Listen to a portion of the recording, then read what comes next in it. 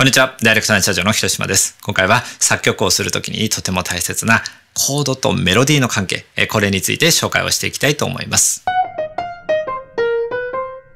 それではやっていきましょう。実際によくある例なんですが、作曲をしていてメロディーは浮かぶ。そして、そのメロディーに対してコードもつけられる。で、できた感じは悪くはないけれども、果たしてこれでいいのか。さらには、もうちょっとこのメロディーに、適したコードがあるんじゃないかという、相談をよく受けます。この問題を解消するためには、コードとメロディーの関係、これを知ることになります。これはどういうことかと言いますと、例えばですね、一つ例としてメロディーが、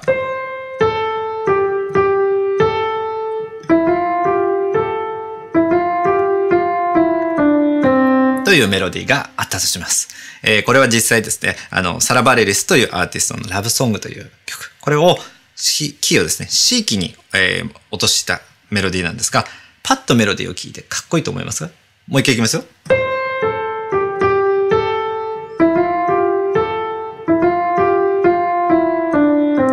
このメロディーだけを聴いて、うわ、かっこいいと思う人は少ないんではないでしょうか。実際にこのメロディーができて、普通につけようとすると、C コードから、タンタン、F コード、2、3、また C コード、G コード。だいたい、メロディーに合うコードというと、だいたいこんな感じになるんですね。これでもし歌って、Head down the water and tell me to breathe easy for a while とやってしまうと、何の変哲もなく面白いサウンドにはなりません。しかし、実際原曲ではですね、これに2マイナーの Head down the water and tell me to breathe easy for a while という乗せ方をしています。先ほどの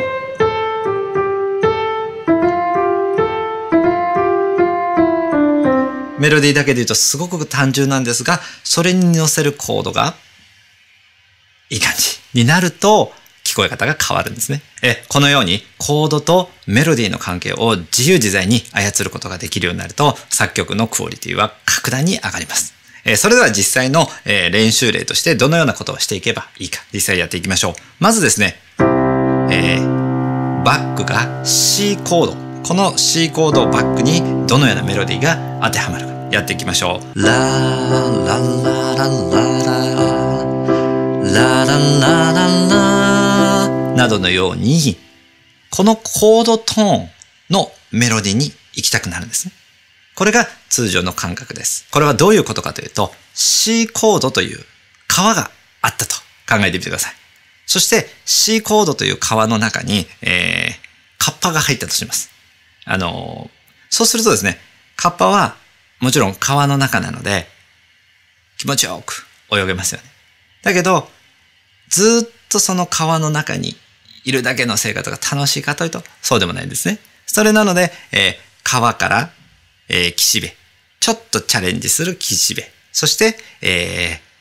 陸というちょっと3つのタイプに分けて実際どのように変わるか。やってみたいと思います。まず C コードバックにこのドミソのメロディーを歌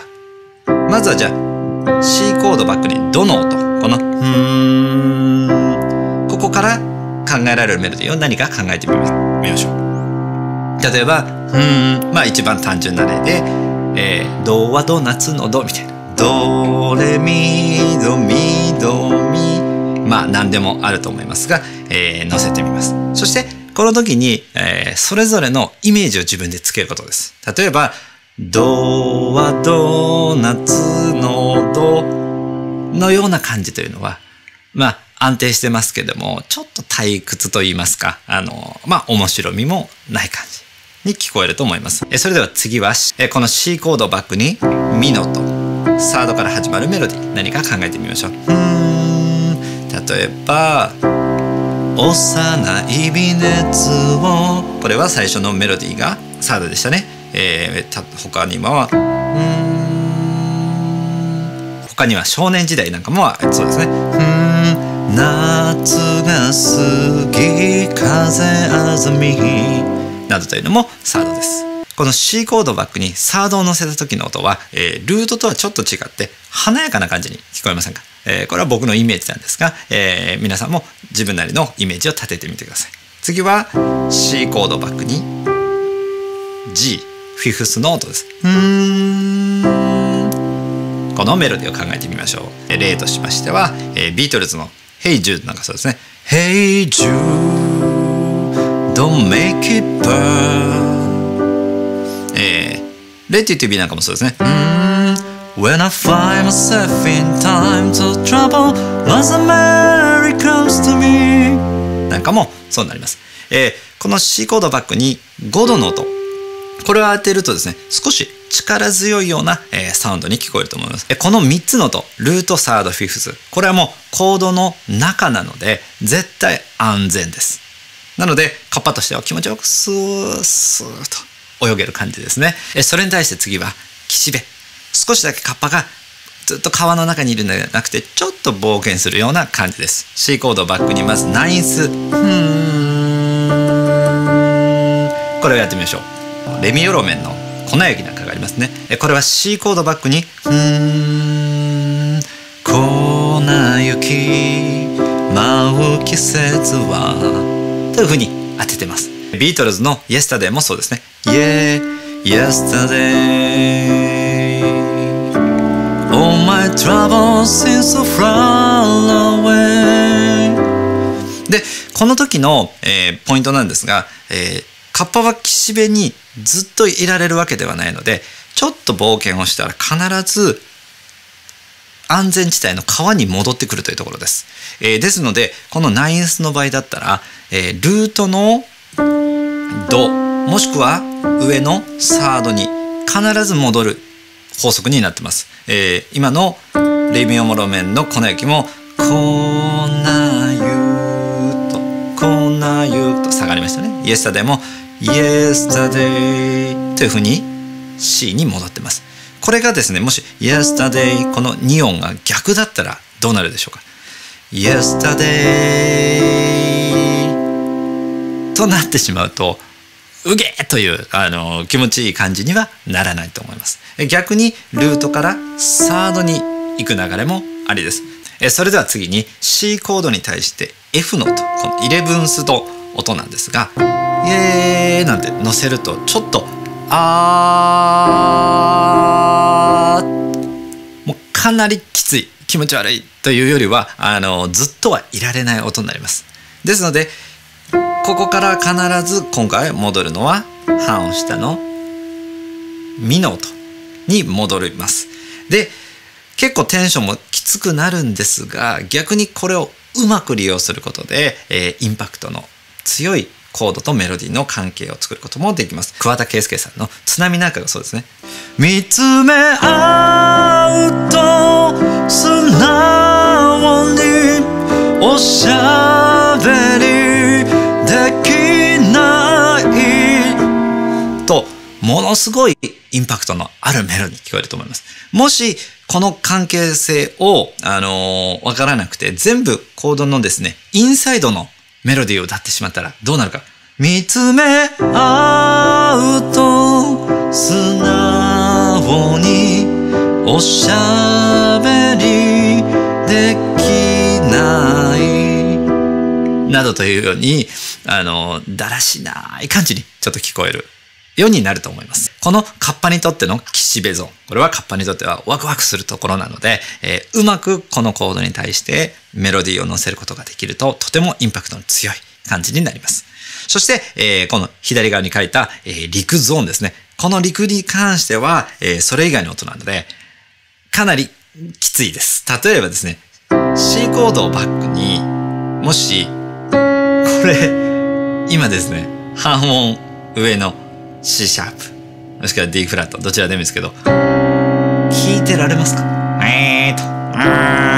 こんなのメロディーとして成立しません。しかし一切使っちゃいけないかというとものすごく音階を短くとか、経過音で使うと逆にいい味になったりしますよね。半音下ぐらいから軽くトラーッと入れてトラランタントラランタンなどのように入れるんだったらこれは OK です。このように、カッパにとって、どの場所だったら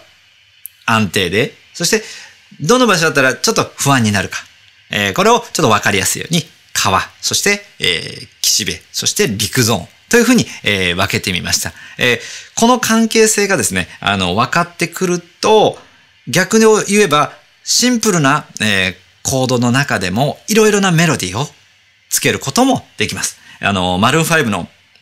サンデーモーニングなんかがそうなんですが、ずっとコードとして251しかやってないんですね。コード進行はずっと同じ。なのに A メロ、B メロ、サビということを感じさせてあげることができるんです。これは、コードはずっと一緒なのに、当て方、そしてリズムの入り方が変わっているからこそできるゲートで、かなり難しいと思います。最初の A メロが、Sunday morning raining falling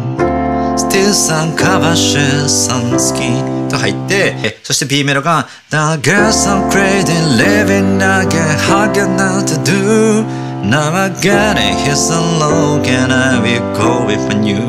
と入っていく。そしてサビが Cause maybe all I need That she is all I need というふうに入って A、B、Cこのような楽曲制作もできるようになっていくと思います。コードとメロディーの関係が理解できるようになってくると作曲の幅が格段に上がると思います。ぜひ試してみてください。それでは失礼します。